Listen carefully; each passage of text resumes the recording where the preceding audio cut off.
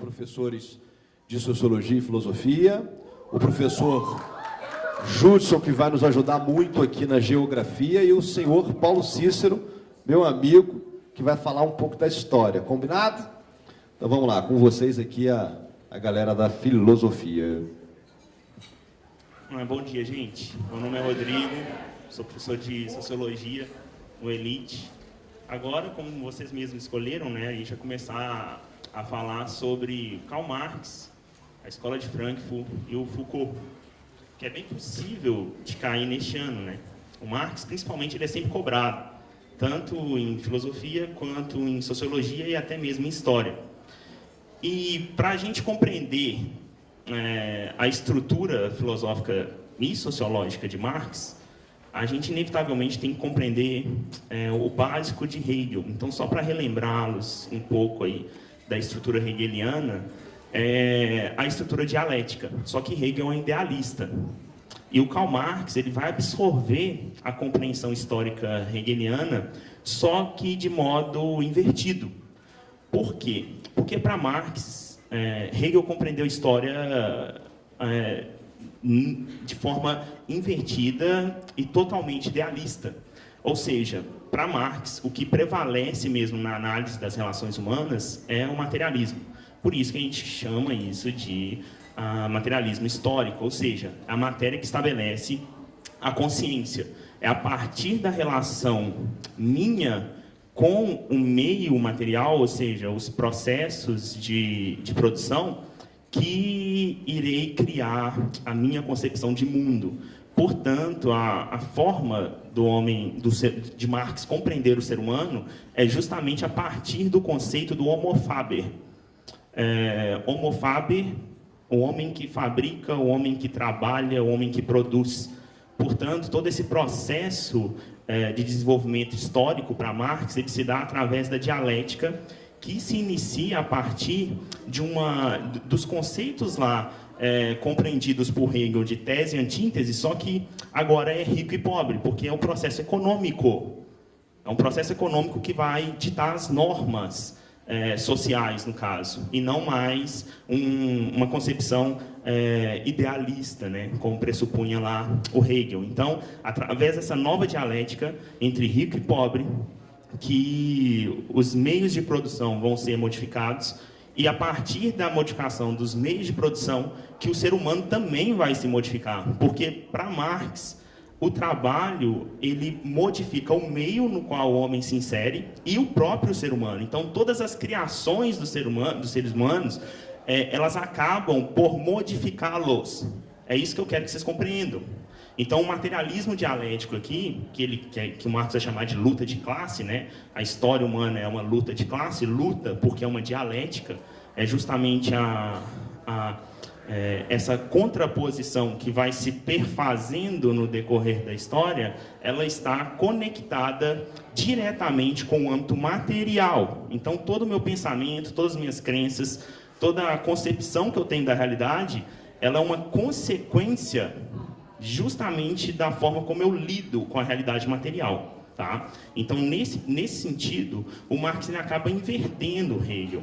A infraestrutura aqui é justamente econômica. Por isso que o Marx, na economia, ele é muito estudado. O Capital é uma obra econômica. Tá certo que é uma obra econômica muito peculiar. Aquele Marx cita Shakespeare, cita diversos poetas, etc. Mas é uma obra econômica. Você quer?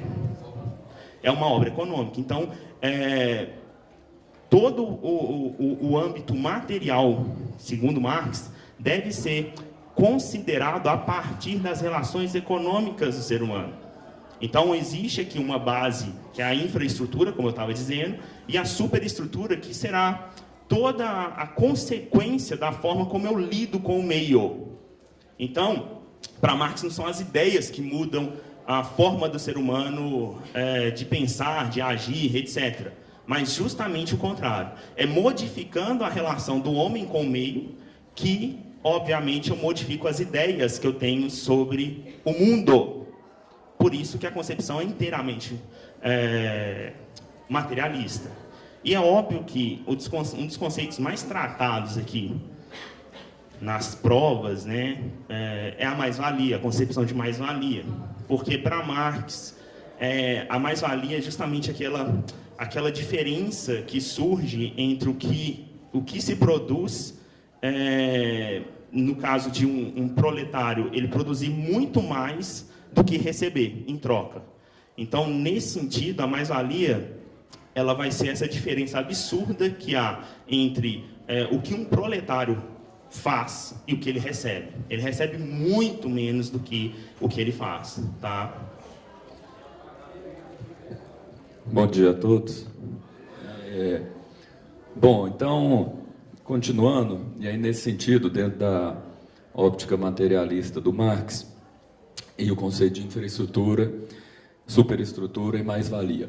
Tudo isso vai originar dois conceitos importantes para o Marx, que é de ideologia e alienação. Primeiramente, ideologia significa dissimulação da realidade. A ideia é a seguinte: uma vez que nós estamos numa sociedade estruturada pela base econômica capitalista, toda a superestrutura, isto é, tudo que é criado por meio dessa base econômica, ela vai fazer com que o indivíduo da sociedade ele não consiga perceber efetivamente a verdadeira realidade. Então, todas as estruturas como educação, religião, leis, direito, moral, estão de alguma forma ocultas, ou elas ocultam a realidade, segundo Marx. Isso faz com que nós vivamos numa ideologia. E, uma vez que nós, indivíduos, não percebemos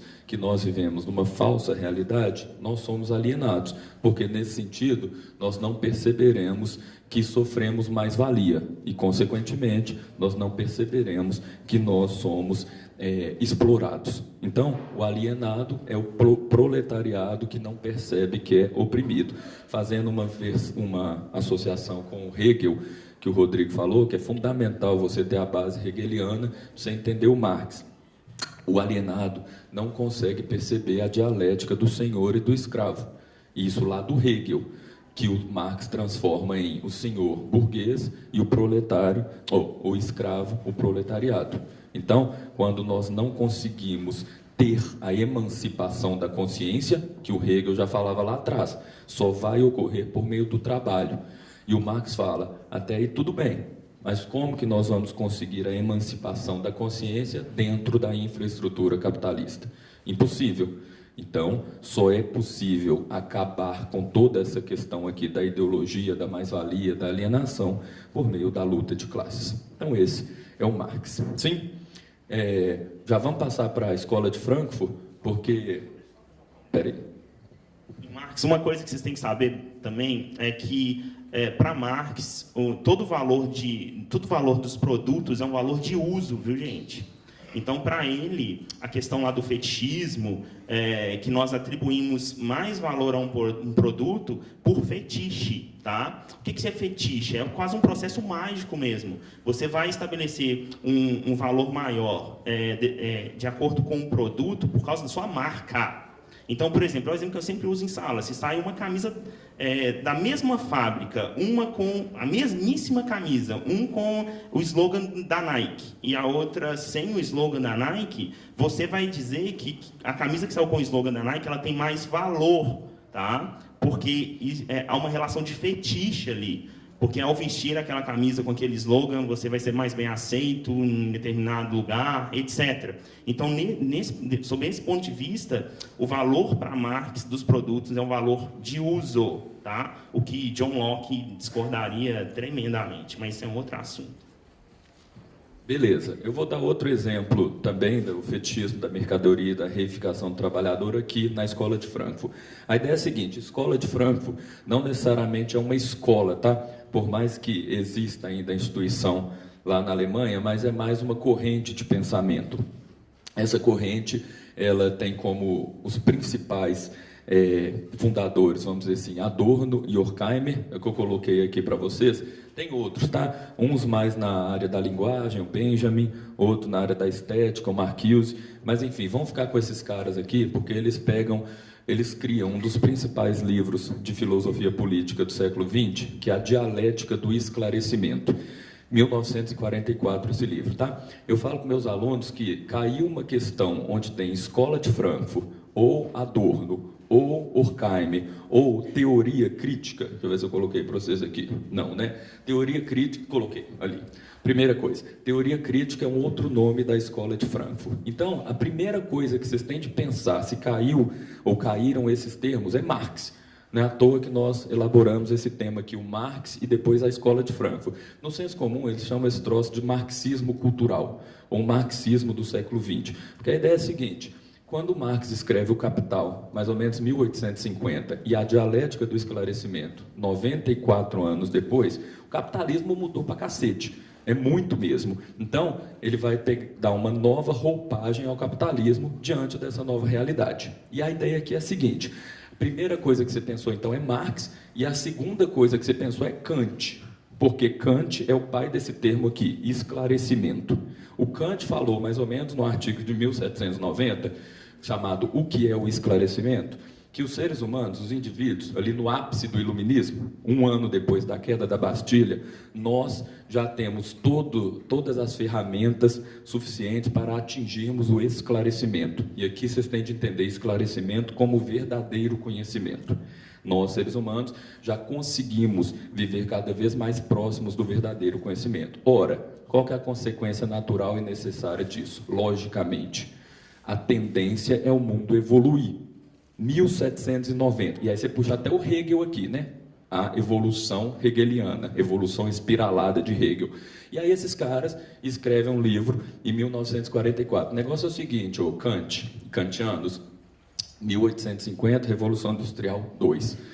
Opressão, exploração, jornadas gigantescas de trabalho, mais-valia, 1914, Primeira Guerra Mundial, 1917, Revolução Russa, 1939, Segunda Guerra Mundial. Cadê o esclarecimento? Essa é a pergunta desses caras. Não tem esclarecimento não, uai. Supostamente, o pouco, se é que houve um progresso, as pessoas usaram, por exemplo, em termos bélicos, para fazer bomba de Hiroshima e Nagasaki. Ah, mas terminou a tuberculose no século XIX. Tá, hoje a gente tem câncer e AIDS. Cadê o esclarecimento? Coloquei aqui guerras, fomes, mazelas. Parece que, efetivamente, essa é a conclusão desses caras no livro. Não houve a difusão do esclarecimento. Isto é, não houve a difusão do verdadeiro conhecimento. Quem que difunde o verdadeiro conhecimento? Os burgueses. Olha o Marx aqui. Tem que saber do Marx, tá? Os burgueses difundem o esclarecimento. Ou, pelo menos, deveriam difundir. Só que o que eles fazem? Vendem gato por lebre. Eles vendem para o povo a razão instrumental, que significa o pseudo-conhecimento, como se fosse o verdadeiro conhecimento. E aí é como se eles usassem o nome esclarecimento do Kant como razão crítica. E nós compramos gato por lebre. Nós compramos a razão instrumental como se fosse razão crítica. Isso origina a indústria cultural. E a indústria cultural origina a cultura de massa. E a cultura de massa mantém, perpetua e alimenta a dominação. Só para dar uns exemplos rapidaço aqui para vocês, para entenderem que isso é muito palpável para nós. O primeiro exemplo que eu dou é da leitura. Você entra numa leitura, uma mega store, e você já é colocado nessa loja, vamos dizer assim, para os livros da razão instrumental como se fossem da razão crítica. Efetivamente, onde você entra naquela loja gigantesca, de até 2 andares, onde você vai achar os livros, sei lá, Stephen Hawking, política, biologia, ciência, lá na PQP, lá no fundinho, se é que tem. Na primeira prateleira, você vê Kéfera, enfim, essas porra aí, né? Larissa Manoela, esses troços. E aí, você é levado a comprar isso, você compra isso como se tivesse... Aqui, ó. Compra o pseudo-conhecimento como se fosse o verdadeiro. Estava conversando isso com o Rodrigo. Os frankfurtianos... os burgueses, de acordo com os frankfurtianos, estão cada vez mais espertos. Porque, em tese, já não é todo proletariado, povo, que consegue perceber que assistindo ao Faustão está ganhando conhecimento. Então, eu quero algo mais intelectualizado. Está na moda aí, né? Modinha ser intelectualizado, é sensual, algo do tipo. Aí, você chega lá, o que está na primeira prateleira? Falei com ele agora, 2 semanas, nas últimas 2 semanas, acho o 2º livro mais vendido. chama Crer ou Não Crer. Padre Fábio de Mello e Mário Sérgio Cortella. Vejam, esses caras, gente, um na teologia, outro na filosofia, são caras que têm esse conhecimento aqui, viu? Da razão crítica. Só que eles nunca ganharam tanto dinheiro precisando de usar só esse tipo de razão, a instrumental. Eles nunca precisaram falar tanta abobrinha e ganharam tanto dinheiro. Popularizaram a crítica da escola de Frankfurt, o povo está aqui e o verdadeiro conhecimento está aqui. Ó. A gente tem que fazer isso aqui. O que a indústria cultural faz? Você pega o verdadeiro conhecimento e diminui de valor, ao invés de fazer com que o povo consiga entender os livros da razão crítica, a gente faz o quê? Não, agora eu consegui ler, crer ou não crer, e aí você terminou de ler, você é doutor em filosofia e doutor em teologia. E tem um conhecimento muito básico ali, tá? Então, essa é a ideia. Sim? Tá bom. Galera, Foucault, uma boa aí também, acho que a gente pode ter algo nesse sentido. O Foucault também, não à toa nós colocamos aqui, porque o Adorno e Horkheimer são explícitos, tá? Eles claramente falam que são filhos do Marx, no sentido de serem muito influenciados. O Foucault não, ele não admite até morrer em 1984, mas notadamente você percebe uma influência forte do Marx na filosofia Foucaultiana. E por quê? Lembrando que a grande questão que você vai ter de Foucault aqui é também ligada à ideologia do Marx, hein? Lembrando, dissimulação da realidade. A razão instrumental cria uma falsa realidade, está na escola de Frankfurt. E aqui para o Foucault também. Pausa, rapidaço. Estou lembrando um negócio aqui, um segundo, para eu voltar no Foucault. A reificação do trabalhador e o fetichismo da mercadoria, que falei que eu ia dar um exemplo na escola de Frankfurt. Pega o livro. Você tem 40 anos de idade, tem um livro de 1.500 páginas de física quântica, vai revolucionar o mundo. Você escreveu em inglês, muito bom, e mandou para 100 editoras do planeta Terra. Nenhuma delas abriu a sua capa. Viu lá o seu nome, fulano de tal. Quem que você é na indústria cultural? Ninguém. O Zé das Couve. Agora, você nunca vai publicar esse livro se você não entrar nessa indústria cultural. Agora, você pega o Dan Brown, bem ou mal, famoso, livro pra cacete, filme. Ele escreve um livro de hoje até meia-noite, um livro que ele mesmo sabe que é uma merda. 150 páginas. Amanhã, 7 horas da manhã, ele manda por e-mail para uma editora do mundo. 7:1, a editora já responde, fala que publica esse livro dele em quaisquer lugar do mundo e pede só 20% de lucro das vendas, porque ele está na indústria cultural. Então, é fetichismo da mercadoria. O Dan Brown, ele é conhecido pelo que ele tem, ele é a mercadoria. O você, que escreveu o livro de física quântica, é uma reificação, coisificação do trabalhador. Beleza. Foucault. É vendido para vocês na sociedade dominadora. Olha essa palavra do Foucault, sociedades dominadoras. Tem a ver com ideologia. É vendido para você o quê? Você precisa de 3 regras para obter sucesso na vida. Disciplina, disciplina, disciplina. O que o Foucault está falando é que essa sociedade dominadora está cagando se você obter sucesso. Só vende isso para você ser mais uma marionete. O sentido verdadeiro de disciplina para Foucault é instrumento de controle e dominação para docilização do corpo. O que é isso? Você ser mais uma pessoa, mais uma ovelhinha, porque a pessoa mais perigosa para Foucault é aquela que questiona. Se você não questiona, você está seguindo o barco. O que seu pai falou, sua mãe, o padre, o cachorro, todo mundo falou, eu estou seguindo. Então, eu não questiono. Isso faz com que você seja docilizado. Atenção para esse termo docilização de corpo. Por mais que fale de corpo, não é só corpo. Vou usar um termo aqui. A lavagem cerebral não é só no corpo, mas na alma também, tá? O corpo, é claro, você vê. Hoje a mulher tem de ter o corpo perfeito. Ou da Gisele Bündchen, que é um tipo de corpo valorizado, ou sei lá, da Paniquete. Mas tem que ser um dos dois. E o homem tem que ser aqueles caras lá, gurilão da vida. Essa é a ideia, que é no corpo. Mas na ideia da mente também, porque você vai difundir para o seu filho, para o seu neto, estuda, seja disciplinado, porque assim você vai ser uma pessoa mais bem-sucedida. Segundo Foucault, o que efetivamente a sociedade dominadora se preocupa é em você ser mais um, que não vale nada, mais um que está seguindo toda essa dominação, que mais uma vez tem a ver com Marx, né? E um dos grandes pilares que alimentam e perpetuam essa sociedade dominadora são as instituições de sequestro. As 3 principais, criadas no início da modernidade: prisão, escola e hospício. Atenção, cuidado, hein? Muita gente aí fala hospital, está errado. Não é qualquer tipo de hospital que o Foucault fala que é instituição de sequestro, não. Sei lá, o João 23 não necessariamente é uma instituição de sequestro, que pega as pessoas acidentadas, doentes de alguma forma. A preocupação dele é na área da mente, a psicologia, a psiquiatria, ele é até estudado nessas áreas.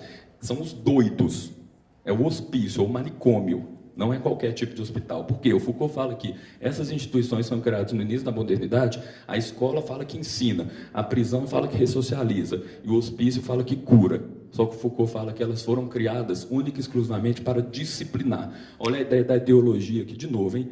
De simulação da realidade. Todo mundo compra que a escola ensina, mas ela só está preocupada em disciplinar. Que a prisão ressocializa, só em disciplinar, e o hospício cura, só em disciplinar. Então, só que nós compramos gato por lebre. É a parte aqui, passa aí, por favor, Caldeira.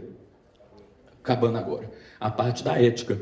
Segundo Foucault, a consolidação de um saber, no seu livro Arqueologia do Saber, ela sempre é estruturada por essas 3 fases: arqueológica, genealógica e ética. Eu vou usar da escola moderna, já que nós estamos saindo desse âmbito educacional. Em 1 minuto aqui eu termino, Caldeira.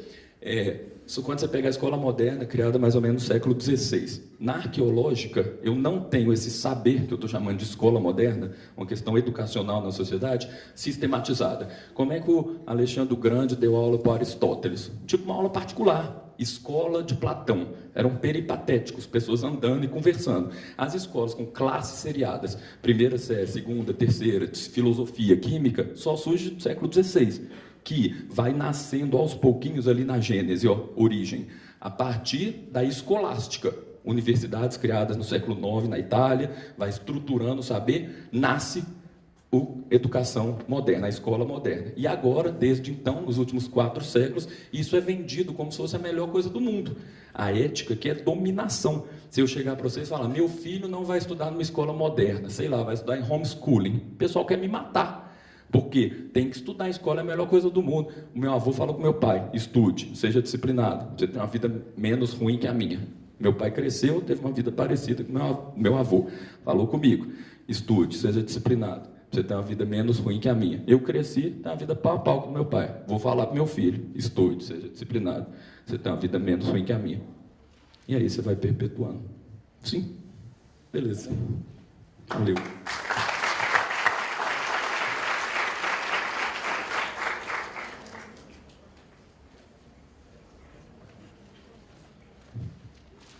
Pessoal, bom dia a todos. Meu nome é Judson, sou professor de Geografia e, pelo tema que vocês escolheram aí, né, é um tema de geopolítica. E aí eu coloquei ali como um subtema provocativo a crise, ou as crises, né, da estrutura global. Caldeira, passa, por favor. Bom, coloquei aqui algumas imagens que a gente vem observando aí nos últimos anos, e aí quando eu falo os últimos anos, basicamente aí de 2003, 2004 para frente. E aí pegando ali a ruptura e a crise, né, a saída do Reino Unido da União Europeia, a imagem de baixo, começando do canto superior direito ali, na imagem de baixo, eu tenho um menininho que foi achado na praia da Turquia, né, a respeito do fluxo de refugiados do norte da África e do Oriente Médio. A gente vai passar um pouco aí sobre esse tema. A chargezinha de baixo, falando a respeito da estrutura econômica global e dessa interdependência, a palavra é essa, e aí até mesmo para a gente já começar a pensar dessa crise da globalização, né, com a eleição do Trump. Eu tenho ali algumas estruturas também da geopolítica da Europa questionando aí a globalização e o neoliberalismo.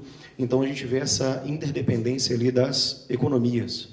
Eu tenho em 2008 acontecendo uma crise dentro dos Estados Unidos, onde a economia norte-americana para e, na sua consequência ali, né, eu tenho a freada brusca também de todos os países que vinham ali deslanchando. E aí tem uma partezinha final ali, o Brasil conseguindo passar o Reino Unido no que se refere à economia, mas a fila estava parada, então breca também. Eu tenho aqui no canto já esquerdo dentro da Europa, de maneira geral, o surgimento cada vez mais intenso de movimentos neonazistas, fascistas, né? E aqui eu tenho uma representação disso, e a gente vai ver o porquê que isso vai acontecer muito. E eu tenho, obviamente, a eleição do Trump, e no meio ali, a crise dos refugiados, mais uma vez, né? Enquanto eu tenho uma população civil, principalmente síria e do norte da África, fugindo ali da crescente, do crescimento cada vez maior de grupos extremistas, terroristas, e aí seria a faca do ISIS ali empurrando eles, eu tenho a União Europeia do lado de cá com a mão barrando essa entrada, esse fluxo migratório. Tá? Então, é um pouco disso daqui que a gente vai discutir na aula agora, nesses 20 minutos que nós temos, onde o ideal é a gente ter palavras-chave, né? Ou seja, eu tenho que ter ali em mente na prova do Enem, Caldeira, passa para mim, por favor. Eu tenho que ter em mente na prova do Enem que ela é uma prova, em tese, um pouco previsível, né? Tanto que a gente está trabalhando aqui com conceitos, com temas, o Paulinho vai entrar na história falando um pouco disso para vocês, então não tem muito para onde fugir. Dentro desse tema que vocês optaram, eu tenho essa estrutura aqui, ó. Como é que geralmente as questões vêm abordando a geopolítica? Num primeiro momento, eu tenho uma estrutura e uma discussão, dependendo da questão que tiver ali, da fase atual do capitalismo, que seria um capitalismo financeiro, monopolista, tecnológico, e aonde eu tenho que ter bem sedimentado esses três conceitos: o conceito de globalização, o conceito de neoliberalismo e o conceito de blocos econômicos. Daqui a pouco a gente vai voltar nesses pontos. Eu tenho que ter uma crítica também ao conceito de globalização, e aí eu vou utilizar um teórico brasileiro, Milton Santos, que é conhecido como o melhor e o maior geógrafo do Brasil, onde ele vai estruturar uma análise de globalização um pouco crítica aí, e não realmente o que a gente vê da globalização. E, por fim, eu tenho que ter uma ideia do que a crise econômica de 2008 gerou e gera para o mundo contemporâneo. Tá? Eu costumo falar aqui que tem dois desdobramentos. Tem um desdobramento diplomático e tem um desdobramento econômico. Passa por gentileza, Caldeira. Então, a gente vai mais ou menos nessa ordem, tá? Nessa ordem de apresentação aí. Então, quando eu estou falando ali dos pilares da globalização, quando ela surge, o que eu tenho que saber de globalização, basicamente é isso daqui, ó. Ela é um conceito que aí existe até mesmo uma discussão entre a geografia e a história, que o pessoal da história coloca que o movimento, a globalização, tem início lá nas grandes navegações, e dentro da geografia é um pouco diferente isso. Por quê? O conceito é forjado na década de 70, junto com outros pilares. Eu tenho a globalização sendo forjada com um conceito de neoliberalismo, e sendo forjada junto com a terceira revolução industrial. Perfeito? Se eu olho lá para as grandes navegações, essa saída, essa busca que os europeus tinham ali para o mercado consumidor, matéria-prima e mão de obra, isso também vai acontecer na globalização. Só que com uma estrutura totalmente diferente. Se eu tenho um processo de desenvolvimento da terceira revolução industrial, a necessidade de eu ter uma sociedade de consumo, ela é maior. A necessidade de eu ter uma exploração cada vez maior de matéria-prima também é maior. Então, por isso que é um pouco diferente. Né? Eu não posso associar aquilo que estava acontecendo no século XVI com o que vem acontecendo no século XX para frente. Perfeito? Então, quando eu falo de neoliberalismo, eu tenho que lembrar de alguns conceitos também que são clichês aí, que são chaves. Né? Eu tenho a redução do Estado. Se eu olhar para o processo histórico aí, né, eu tenho sempre a história se repetindo. E aí na economia eu tenho um economista chamado Kondratiev, que ele vai falar que o capitalismo ele vive em ciclos. Na verdade, ele vai buscar isso em Marx também, que o pessoal aqui da sociologia e filosofia falou muito bem, onde o capitalismo ele vem de ascensões e quedas. Se a gente fazer um retrospecto, né, eu tenho ali o liberalismo econômico, lembrando que o liberalismo, bem basiquinho, né, a ausência total do Estado no que se refere à intervenção na economia, é o laissez-faire, laissez-passer. Crise do liberalismo em 1929, que é substituído pelo keynesianismo, que é um Estado mais presente, perfeito? A crise do keynesianismo tem o surgimento do neoliberalismo, que não é a ausência do Estado, e sim é uma mínima presença. O Estado ele vai se transformando aí num Estado gestor, tá? E tudo aquilo que não compete a ele, ele vai abrindo mão dessa gestão e vai passando isso para o setor privado, perfeito? Isso daí é a ideia de redução do Estado. Eu tenho o livre mercado, né, eu fiz uma brincadeirinha com o Mercado Livre aí, né? O que é o livre mercado? O Estado, ele literalmente ele vai deixando de interferir mais uma vez nas regras do mercado, propriamente dito, né? E aí acreditamos agora na lógica neoliberal que eu tenho duas estruturas que se controlam. Eu tenho a lei da oferta e da procura e eu tenho a livre concorrência que, em tese, regulariza aí o mercado, e a gente vai ver que a crise de 2008 entrou um pouco em colapso aí esses sistemas. E eu tenho a flexibilização. A palavra flexibilização, meninos, é uma dica de ouro, né? É uma palavra que vai ser muito recorrente aí dentro do contexto atual, né? É a flexibilização. Se eu olho para um processo de produção fabril, ele deixa de ser um processo fordista e ele passa a ser um processo o quê? Agora, contemporâneo, vamos lá. Deixa de ser fordista e passa a ser toyotista, que é uma produção flexível. Então, a palavra flexível ela vai aparecer diversas vezes. E a flexibilização no mercado de trabalho não deixa de ser diferente. E quando eu estou falando flexibilização, se a gente traz para a realidade do Brasil hoje, né, essa flexibilização nas leis trabalhistas que a gente está passando agora. Né, eu tenho aí o legislado, na verdade, o negociado passa a valer mais do que o legislado. Isso daí é um exemplo claro dessa flexibilização. No que se refere a uma outra estrutura global, né, dentro dessa globalização, eu tenho os blocos econômicos. Não vou explicar cada um deles, mas eu tenho que saber que eu tenho uma estrutura de desenvolvimento de blocos econômicos. Ou seja, eu tenho um bloco econômico que ele funciona de uma maneira muito simples, que é a zona de livre comércio ou área de livre comércio. O exemplo que eu tenho é o NAFTA, onde o objetivo de qualquer bloco, se for uma área de livre comércio ou uma união econômica monetária, meninos, presta muita atenção nisso daqui. Independentemente de qual nível eu estiver ali de bloco econômico, o objetivo é o mesmo. É uma integração econômica dos países membros e um fortalecimento maior da economia desses países. Perfeito? Ou seja, eles criam uma determinada lógica protecionista interna, favorecendo essa economia e automaticamente meio que interfere esse processo entre as economias externas, tá bom? O mais simplesinho é a zona de livre comércio, a união aduaneira é um grau a mais ali de complexidade. O exemplo que eu tenho ali é o Mercosul. Cuidado, porque apesar do Mercosul ter o nome mercado comum, ela não funciona como mercado comum, ela funciona como uma união aduaneira, então cuidado com isso daí, tá? Eu tenho um mercado comum, que o único exemplo que eu tenho, tanto de mercado comum, como de união econômica monetária, é a União Europeia, tá? E lembrando, em processo de formação, a União Europeia não funciona na sua completude como mercado comum e nem como uma união econômica. E o que diferencia o mercado comum da união econômica? A união econômica e monetária, obrigatoriamente, o bloco tem que ter uma moeda única, corrente e vigente. O exemplo que eu tenho da Europa é o euro, perfeito? Então, dentro do contexto europeu, a União Europeia tem 24 países membros, mas somente 17 utiliza o euro como moeda corrente. Então, a gente pode observar esse exemplo mostrando que ela está em processo de formação ainda. Tudo bem? Pode passar, Caldeira, que aí são imagenzinhas, pode passar, mais uma. Aí. Então, voltando. A globalização, basicamente, ela tem esses dois pilares de apoio aí, né? Na verdade, três, eu não coloquei o terceiro, que seria a terceira revolução industrial. Então, ela tem o neoliberalismo, ela tem os blocos econômicos, junto com a terceira revolução industrial. E o Newton Santos, que é o geógrafo brasileiro, ele analisa a globalização de uma maneira muito simples, colocando aí que ela tem essas três faces. Uma face como fábula, uma face que ela é perversa, ou seja, que ele fala que é a realidade, e uma face como possibilidade.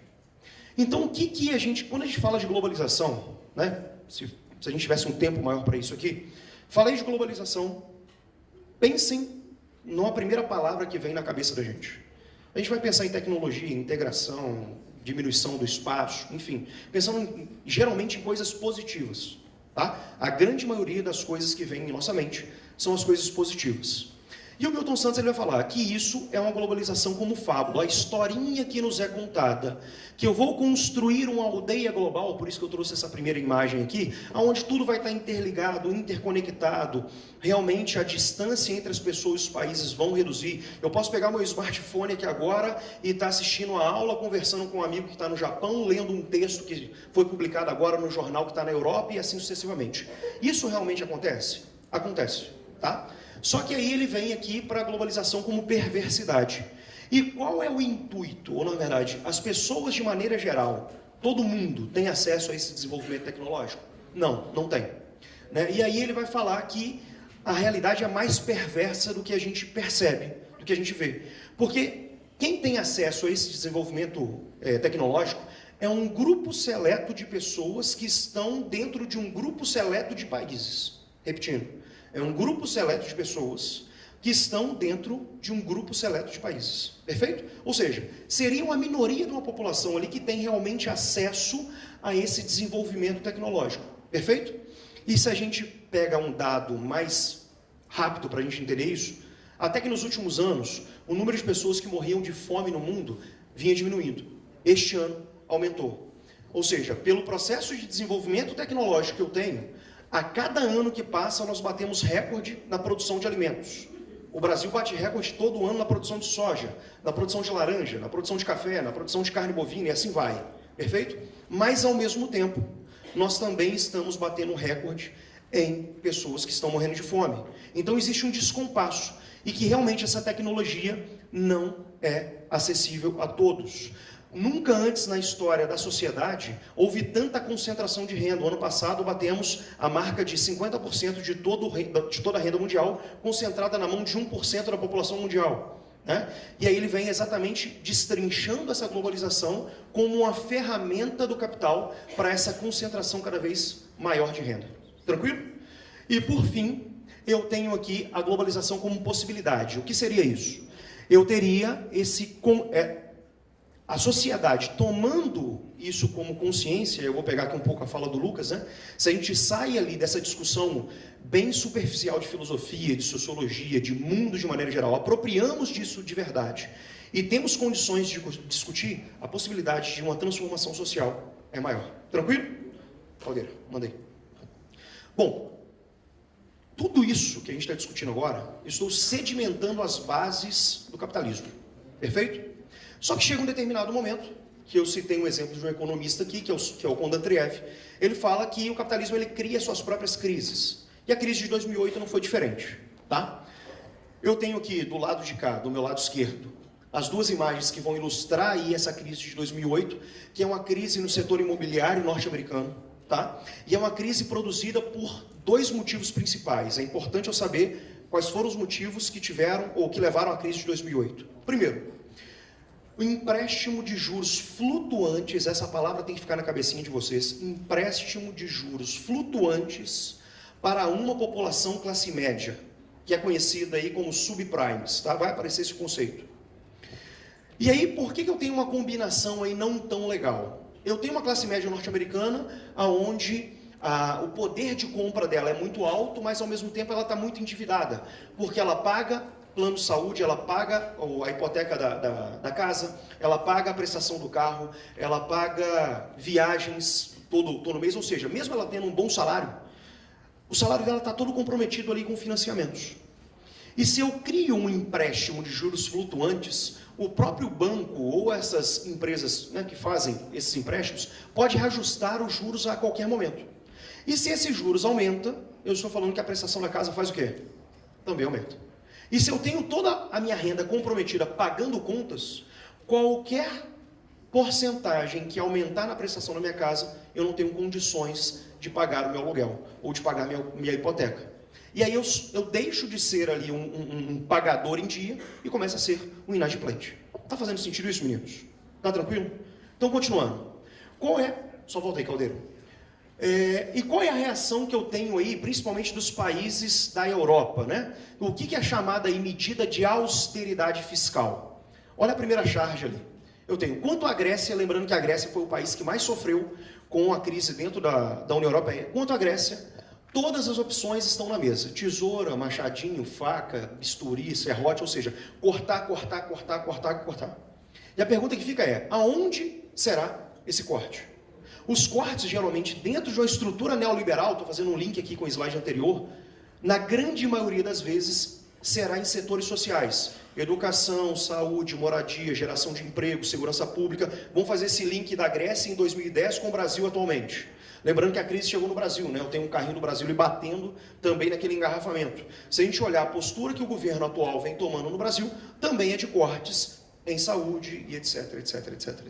Beleza? E aí, só para fechar, com a crise, temos que fazer sacrifícios. Aí um sujeitinho maltrapilho, ele falou, mas temos quem? Eu já não tenho comida, já não tenho lugar onde morar, já não tenho assistência social nenhuma, eu tenho que fazer ainda algum sacrifício. E o que vem acontecendo no mundo aí, deste momento, 2008 para frente? Todos esses pilares da globalização, eles vêm sendo questionados. Perfeito? Não vou entrar em detalhes aqui, vou pegar só a última declaração do Trump aqui, né? Devemos proteger nossas fronteiras dos estragos causados por outros países que fabricam os nossos produtos, roubam nossas empresas e destroem os nossos postos de trabalho. Vamos analisar aqueles 3 gráficos rapidamente. Vamos no primeiro lá, do Ocidente para o Oriente. Eu tenho, na década de 90, o primeiro, em 2013, o segundo. O que está de vermelhozinho ali são os países asiáticos, principalmente a China e os tigres asiáticos. O que vem acontecendo com eles? Eles vêm assumindo uma postura no mundo de um processo de produção fabril. Se a gente perceber, aumentou ali a porcentagem deles e vem reduzindo os azuis. Quem que são os azuis? Europa e América do Norte. Se eu venho para esse gráfico aqui, que está no meio, né, da indústria para o serviço, o que aconteceu com os Estados Unidos na década de 60 para 2010? Eu tenho literalmente criando, e aí galera, é isso que o Trump consegue a eleição dentro dos Estados Unidos. Na década de 60 para frente, eu tenho a criação de desempregos estruturais, eu tenho a grande maioria das empresas produtivas, não as empresas. O processo de globalização é um fragmento da empresa. O processo de produção intelectual continua dentro dos Estados Unidos, continua dentro da Europa, mas a produção fabril sai e vai para onde? Para a China, para o Brasil, para o México, enfim.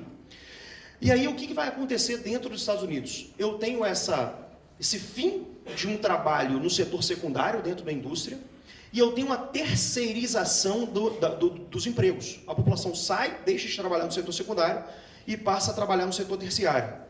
O que acontece nesse momento? Vai ter número de vagas de emprego para todo mundo do setor terciário? Não vai. Eu vou ter uma hipertrofia do setor terciário e essa população vai cair no trabalho informal. Confere? E aí esse sujeito que está no trabalho informal, que está desempregado, é que o Trump consegue se eleger com um discurso de vamos retomar aquela fábrica que saiu do território norte-americano há um tempo atrás. Beleza? Último slide para fechar.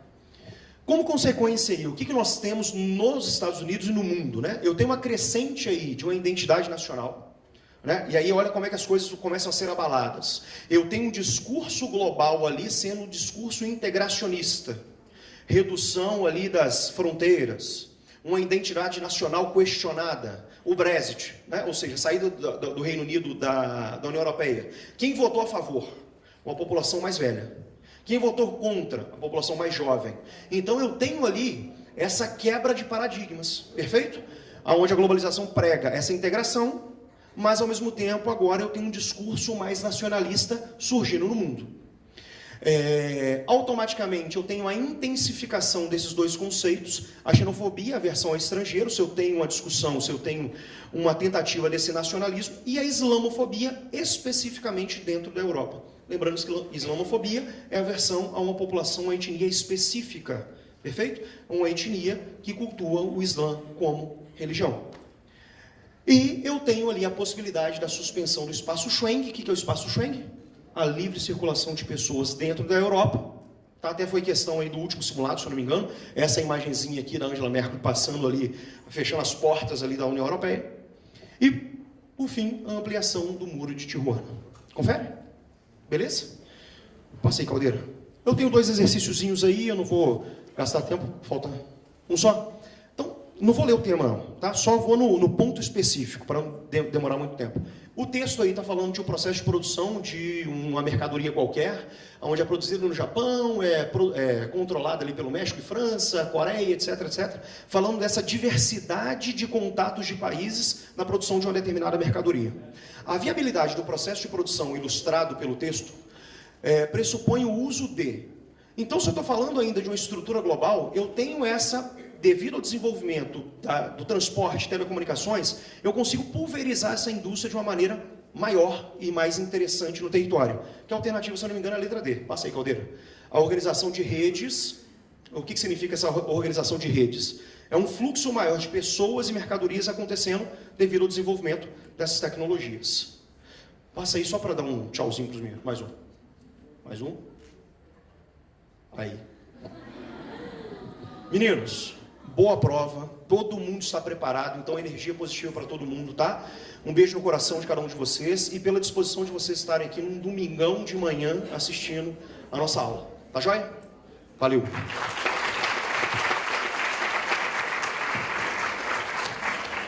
Alô.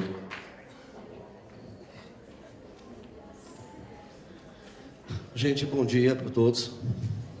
Eu sou Paulo Cícero, eu conheço muitos aqui, né, moçada?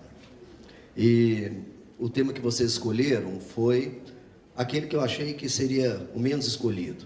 Mas tudo bem, vamos lá. Que são as guerras civis e revoltas no Brasil, né? E ele está bem carregado, mas no final vocês vão entender o que é o meu objetivo. Vamos lá. Veja só, nós somos uma colônia e Portugal está do outro lado do Atlântico. Portugal é um país pequeno, com uma população diminuta e tem uma colônia a administrar. Obviamente, o que tem que ser observado é a relação de poder que tem entre essa metrópole e essa colônia, correto? Então, vamos pegar, por esse viés, com esse norte, a análise que eu vou apresentar para vocês, tá certo? Então, vamos lá. Olha, começamos no século XVII as guerras civis e revoltas no Brasil. Primeiro, a revolta de Beckman, que ocorreu no Maranhão, 1684. É uma guerra que colocou os colonos, a elite agrária, contra os jesuítas e a Companhia de Comércio criada em Portugal. Muito bem, por que colonos e jesuítas brigavam? Por causa do controle sobre o índio, não é isso? Tá? Então, os jesuítas tinham uma percepção diferente acerca do índio, que seria a catequização, exceto no caso de guerra justa, e os colonos queriam escravizá-los. Então, resultou nesse conflito. A Guerra dos Mascates, em Pernambuco, 1710. Os comerciantes reinóis, que são os comerciantes do reino, portugueses, versus os senhores de engenho, a elite agrária brasileira. Muito bem. O que eles estão disputando ali? Poder. A elite agrária em declínio, endividada, né? E os comerciantes reinóis são o braço econômico financeiro da metrópole portuguesa, que vem ao Brasil sugar impostos e riquezas. Muito bem. Essas duas revoltas, elas estão num determinado contexto. Qual é o contexto? Acabou a União Ibérica, acabou a invasão holandesa, Portugal está quebrado, falido. É nesse momento que Portugal e a Espanha naufragam. É por isso que eu chamo a União Ibérica de um abraço de dois cadáveres, vocês devem lembrar isso, né? Então, essas nações ibéricas declinam, Portugal quebrado, falido, sobrou o que para ele? A vaca leiteira. Quem que é a vaca leiteira? O Brasil. E como é que faz? Vai lá e espreme o Brasil. E quem vem ao Brasil sugar essa riqueza? Os comerciantes reinóis, representados em quem? Na Companhia de Comércio e os comerciantes que vão para Recife. Ok? Tá, beleza. Agora, nós entramos no século XVIII.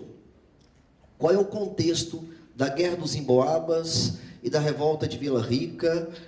Veja só, a Guerra dos Emboabas foi em 1709 e 10. A Guerra dos Mascates, 1710. É o mesmo contexto? Sim? Sim? É o mesmo ano? Não é o mesmo contexto. É aí que vocês têm que captar a informação que eu quero passar para vocês. É isso que interessa. Qual é o contexto? O contexto ali é da descoberta do ouro. Não tem nada a ver com a crise dos senhores de engenho lá no Nordeste. Nada a ver. Aqui é outro contexto. Então, temos uma outra revolta, uma outra guerra, não é uma revolta, é uma guerra entre bandeirantes, paulistas, mamelucos, né, que andavam descalços, versus os portugueses que chegaram para garimpar. Muito bem, quem descobriu o ouro? Os portugueses. Né? Quem recebeu mercês da coroa para poder se descobrir o ouro e comunicar? Os bandeirantes. Desculpa, eu falei errado, os bandeirantes. E aí chegam os forasteiros e vão querer garimpar. O pau quebrou. Né?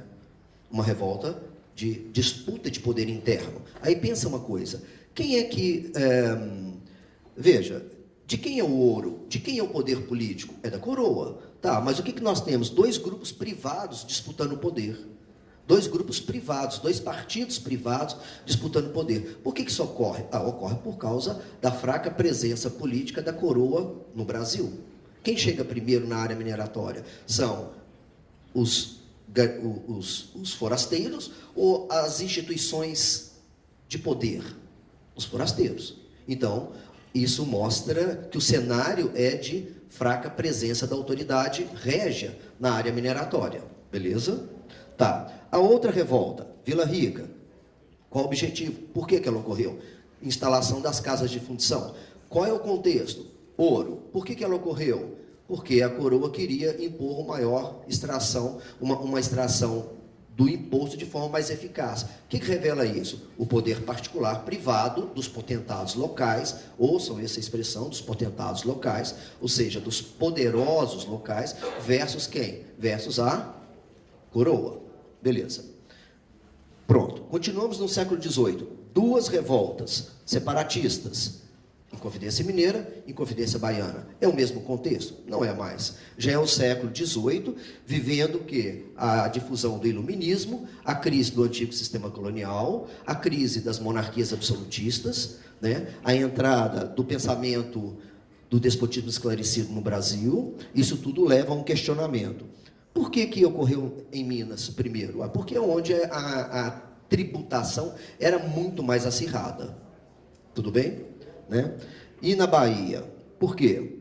Por causa que a Revolução do Haiti destruiu a produção açucareira e aí o Brasil volta a produzir açúcar e isso em detrimento da lavoura de alimentos, o que vai gerar fome e inflação na Bahia. Agora, o que é importante? Por que essas duas de baixo são diferentes das de cima? Elas são republicanas. É o primeiro discurso separatista. É o primeiro discurso federalista. É a primeira bandeira republicana. Mas elas se divergem no tocante à preservação da escravidão. Tudo bem? Tá. Caldeira. Tá aí? Ah, então passa, por favor. Tá aí? Ah, já passou? Ah, é. Tá. Aí, beleza. Valeu. Muito bem. Aí, vejam só. Saímos do século XVIII e entramos no século XIX. Dom João VI no Brasil. Primeira revolta pernambucana, Revolução Pernambucana, né? Contra o quê? Contra o absolutismo de Dom João VI. Muito bem. É mais uma revolta que tem uma proposta o quê? Separatista, republicana e é liberal. Vamos lembrar que que é elitista. Então, separatista, republicana, liberal e elitista. Tá. Segunda revolta. Confederação do Equador. Onde ocorreu? Pernambuco. Contra o quê? Contra o absolutismo de quem? De Dom Pedro I. Dom Pedro I. De novo. Republicana, liberal, separatista, inicialmente elitista. Então, eu já citei 4 revoltas que têm uma bandeira o quê? Republicana, colonial e no século XIX. Beleza. Aí nós entramos na fase da revolta dos malês, até essas aqui de baixo, são todas no período regencial. Eu acho difícil que o Enem vai cobrar. O que aconteceu com a revolta da Setembrada? Eu sei que a maioria não lembra, nem sabe, porque não vai cair. Né? Então, por que eu coloquei isso aí? Para mostrar para vocês que é o período mais cruento, mais violento, mais sangrento da história do Brasil. O que tem em jogo aqui? Com a queda de Dom Pedro, o que acontece? Gera um vácuo de poder que os regentes assumem que são representantes de certas elites brasileiras. E aí começa o quê? Uma disputa de poder. E essa disputa se dá entre um processo de centralização ou de descentralização. Então, todas essas revoltas aqui, exceto a revolta dos malês, que é uma revolta de escravos muçulmanos, portanto, não está inserida nesse contexto político, né? Todas elas, vocês podem observar, vejam só, federalista, popular, republicana, federalista, elitista, republicana, federalista, elitista, republicana, federalista, popular, federalista, abolicionista, que é a única. O que é comum entre todas elas? O federalismo, a disputa de poder. O que eles querem? As elites agrárias querem mandar nos seus pontos de existência. O poder, de fato, tem que ser exercido por quem detém a propriedade rural, né? E não o poder centrado lá no Rio de Janeiro. Muito bem. Essas aqui eu coloquei, dezembrada, novembrada, abrilada, carneirada, ansemada, guerra dos cabanos, nunca caiu na prova. Só para fomentar uma ideia. Qual? A instabilidade política do período regencial, que é caótico. Qual é a grande solução para isso? Centralizar o poder. E a solução foi dada por quem? Por aquela elite cafeeira que emerge no Vale do Paraíba, né, apelidada aí de Saquaremas, cuja, para eles, o melhor remédio vai ser o quê? O total e absoluto centralismo. Isso aí é importantíssimo, certo? Muito bem. Praieira. O que é a praieira? É a última revolta do século XIX que ainda defende o quê? Federalismo. A última. Após essa revolta aqui, o que acontece com o país? Encerra o ciclo de revoltas e o segundo reinado, como um todo, está consolidado. Em torno de quê? Não esqueçam isso que eu vou falar. Em torno de um sistema imperial de poder, que Dom Pedro II comanda a alternância das facções oligárquicas no poder, agrupadas nos partidos liberal e português, e dessa forma ele pacifica o país. Mas antes disso, ele desceu o cacete, arrebentou com as oposições, né? E com a elite, o que ele faz? Ele concede anistia política. Tudo bem? Muito bem. Todos esses períodos, vocês viram que eu pouco citei sobre a escravidão, porque ela não está em questionamento, a não ser a revolta dos malês, obviamente uma revolta de escravos, então não há o que dizer, né? E das outras, só a balaiada que defendeu a bandeira do abolicionismo? Nenhuma. Beleza.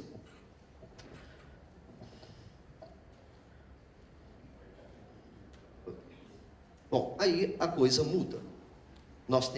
Chegamos no século XX. Século XX. Não, República. República. Pensa bem, qual o cenário político do império? O centralismo total. O que vem sendo questionado ao longo do século XIX? A luta pela descentralização. Dom Pedro cai, vem a República e ela entra num processo total de quê? De descentralização. O poder dos coronéis agora é inconteste, tá certo? Mas não é esse viés que eu vou seguir dos movimentos sociais. Vamos lá. Esses 4 aqui, eles não caem na prova, eles despencam na prova, entendeu? Vocês têm que saber isso aí, né? E eu vou tentar inseri-los num contexto que é a forma que a gente tem que enxergar isso aí, para você não entrar numa perspectiva de decoreba das coisas. Vocês viram que eu passei rapidamente, só falando, não era meu interesse que vocês guardassem todas as revoltas. O meu interesse é mostrar a instabilidade permanente na história do país. Certo? E o que a gente tem que ver é em quais os momentos da história, que modelo de instabilidade se estabeleceu ao longo do período. É isso. Então agora eu vou para essas aqui. A revolta da vacina ocorreu no Rio de Janeiro, em 1904. Essa aí eu tenho certeza que a maioria se lembra com detalhes, né? Ela é o resultado de uma reforma urbanística do Rio de Janeiro e da política sanitarista do Oswaldo Cruz, que impôs a obrigatoriedade da vacinação contra a varíola. Não é isso? Tá. Eu vou ilustrar isso daqui um pouco. A revolta da Chibata. Só um detalhe.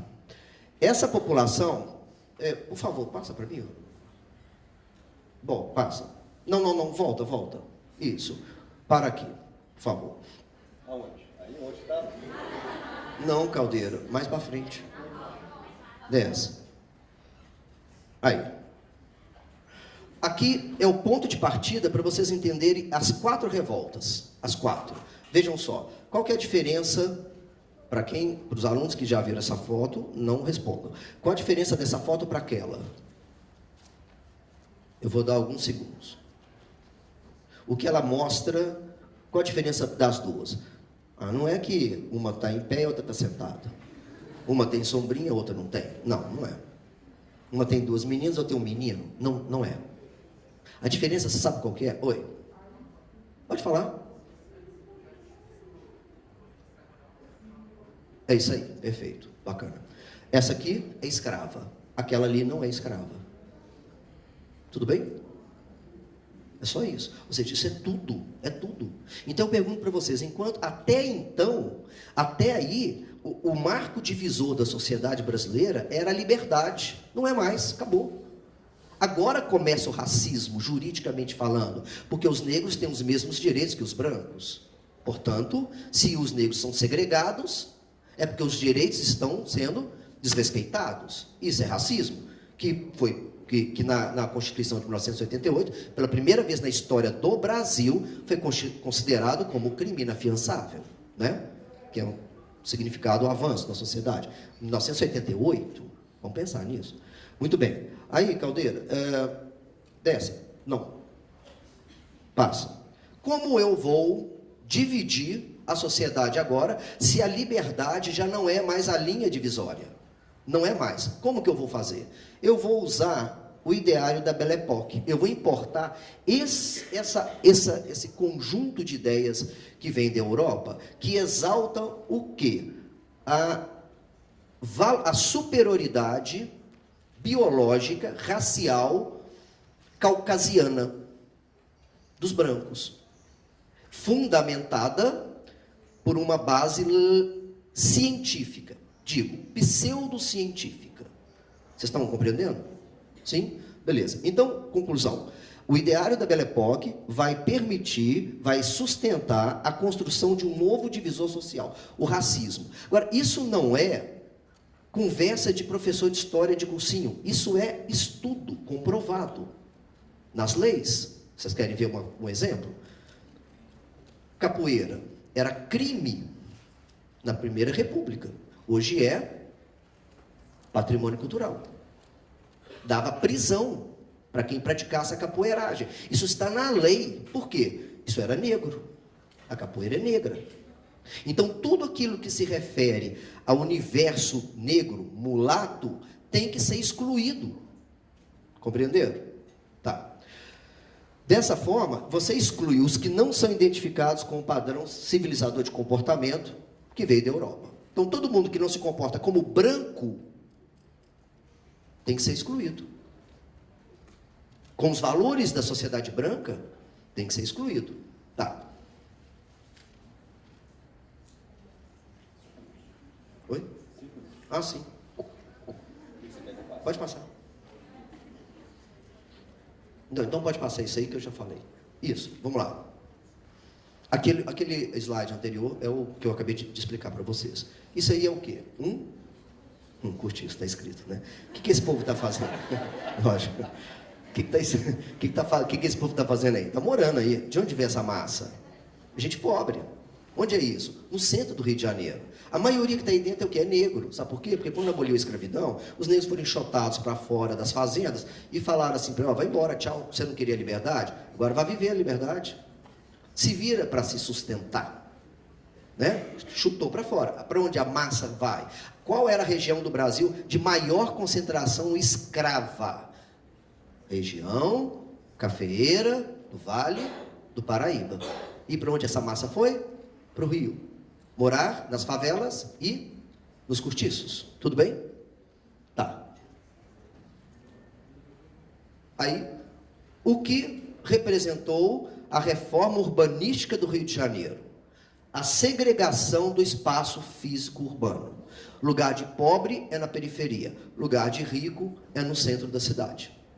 Certo? E esse centro da cidade tem que ser reformulado, porque no centro da cidade do Rio de Janeiro era repleto de prostíbulos, puteiros, né? E cortiços. Então vem o prefeito Pereira Passos, apelidado de bota abaixo, põe abaixo todas essas, põe tudo isso. E aí abre avenidas largas, iluminadas, com toda a infraestrutura disponível. Se eu falar para vocês que aquilo ali é Paris, vocês vão acreditar. Mas não é. É o Rio de Janeiro. E esses caras aqui moravam lá no centro, nos cortiços. Para onde eles foram? Para a favela. E aqui eu quero remeter uma coisa interessante. Esse não está dando para ver com perfeição, mas esse cara aqui está descalço. Um legado da escravidão, né? Ou não? Não é? É porque não tinha sapato? Tinha, mas né, a escravidão foi recém-abolida. Vamos lá, Caldeira.